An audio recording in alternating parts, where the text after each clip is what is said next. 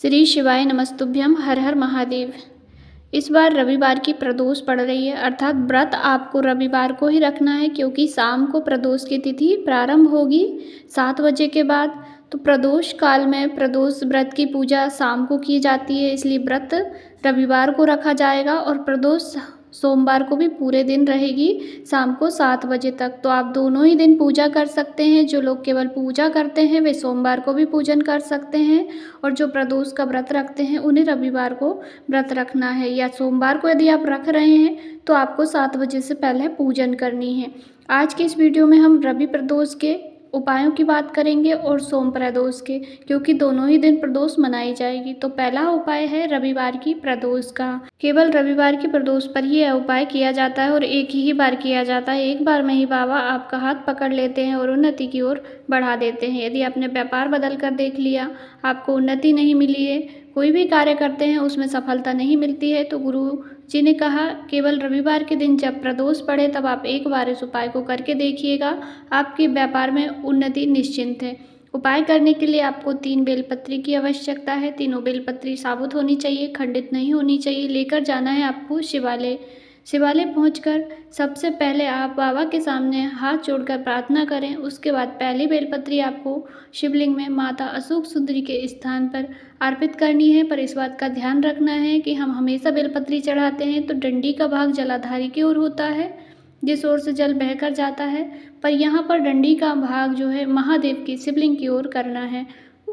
उसके बाद दूसरी बेलपत्री शिवलिंग में ऊपर जो मटकी बंधी होती है जिसमें शिव जी की 5 पुत्रियों का स्थान है, उस मटकी के अंदर या मटकी के ऊपर आपको दूसरी बेलपत्री चिपका देनी है। यदि मटकी नहीं बंधी है तो शिव जी की शिवलिंग पर आपको जया, विषहरा, सांभरीवारी, त्रोतली 5 पुत्रियों का नाम स्मरण करके ऊपर ही बेलपत्री को चढ़ा देना है। तीसरी जो बेलपत्री है उसे भोलेनाथ की शिवलिंग में माता पार्वती का जो हस्तकमल होता है वहाँ पर आपको स्पर्श कराना है, चढ़ाना नहीं है। स्पर्श कराने के बाद किसी भी बेलपत्री के वृक्ष की जड़ में ले जाकर, मंदिर में बेलपत्री का वृक्ष हो तो वहीं पर बेलपत्री के वृक्ष के पास ले जाकर उस बेलपत्री की ओर डंडी का मुख होना चाहिए, ऐसे करके उसे अर्पित कर दीजिए। व्यापार की प्रार्थना कर लीजिए। महादेव के पास भी व्यापार, जो भी आप प्रार्थना करना चाहते हैं, कामना करना चाहते हैं, उसकी आपको कामना बोल देनी है। गुरुजी ने कहा इस उपाय को आप केवल रविवार की प्रदोष पर एक दिन करके देखिएगा, आपका जो भी कार्य होगा वह उन्नति की ओर अवश्य ही अग्रसर होगा। दूसरा उपाय, यह उपाय प्रदोष का है। इसे आप कोई भी प्रदोष, रवि, सोम, मंगल जो भी प्रदोष पड़े उसमें आप कर सकते हैं। तो इस उपाय में आपको केवल 3 चीज़ों की आवश्यकता है, एक बेलपत्र, एक समीपत्र, एक कनेर का पुष्प और एक लोटा जल लेकर जाना है महादेव के मंदिर। सबसे पहले उपाय के अंतर्गत आपको जल चढ़ा देना है, या तो आप पूरा जल शिवलिंग पे चढ़ा दीजिए, या आप जैसे अर्पित करते हैं गणेश जी, कार्तिकेय जी, जिस प्रकार से आप जल चढ़ाते हैं वैसे जल चढ़ा दीजिए। उसके बाद तीनों चीज़ों को आपको लेना है, या तो आप एक एक करके चढ़ा दीजिए, पहले बेलपत्र, फिर समीपत्र, फिर कनेर का पुष्प, या तीनों ही चीज़ों को एक साथ अपने हाथ में रखकर सीधे हाथ से भगवान भोलेनाथ की शिवलिंग पर अर्पित कर दीजिए। बस इतना ही करना होता है। गुरुजी ने कहा पर इस उपाय में आपको पहले 1 लोटा जल चढ़ाना है, उसके बाद बेलपत्र, समीपत्र और कनेर का पुष्प चढ़ाना है। इस उपाय को आपको लगातार 2 से 3 प्रदोष करके देखना है, और जो पहले वाला उपाय है उसे केवल एक बार रवि प्रदोष पर ही करना है। तीसरा उपाय, यह उपाय किसी भी मनोकामना की पूर्ति के लिए कर सकते हैं, या आप एग्ज़ाम में बैठने के लिए कर रहे हैं, परीक्षा देने के लिए कर रहे हैं तब भी कर सकते हैं, विवाह की कामना के लिए भी कर सकते हैं, या किसी भी मनोवांछित मनोकामना की पूर्ति के लिए कर सकते हैं। यह उपाय आपको केवल एक समीपत्र से करना है। गुरुजी कहते हैं समीपत्र विशेष तिथियों में चढ़ाने का विधान होता है। गुरुजी ने कहा प्रदोष के दिन यदि आप बाबा को समीपत्र चढ़ा रहे हैं तो आप पहले पूजन कर लीजिए जो आपको पूजन करनी है। उसके बाद आपको एक समीपत्र माता गौरा, माँ पार्वती के हस्त कमल पर स्पर्श कराकर फिर शिवलिंग पर अर्पित करना है। उसके बाद अपनी कामना कह दीजिए, बाबा उस कामना को अवश्य ही पूर्ण करेंगे, यह निश्चिंता है। यह भी आपको प्रदोष करके देखना है, आपको लाभ इसका मिलना ही है।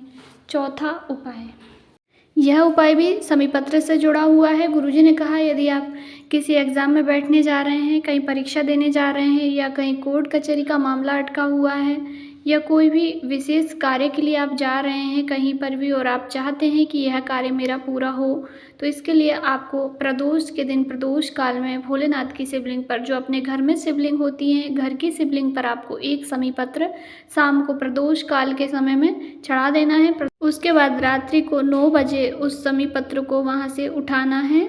9 बजे से लेकर 9:15 तक आप उस समी पत्र को वहाँ से उठा सकते हैं शिवलिंग पर से और उसे अपने पास रख लीजिए। अपने पास रखने के बाद उस 2-3 प्रदोष की इकट्ठी करके जहाँ पर भी आप जाएं, जैसे आप एग्ज़ाम देने के लिए जा रहे हैं या किसी भी विशेष कार्य के लिए जा रहे हैं, तो आप उन समी पत्रों को अपने साथ लेकर जाइए। गुरुजी ने कहा अपने ऊपर वाले जेब में रख के ले जाइए या पर्स में रख के ले जाइए। जिस कार्य के लिए इस उपाय को करेंगे वह पूरा होगा ही।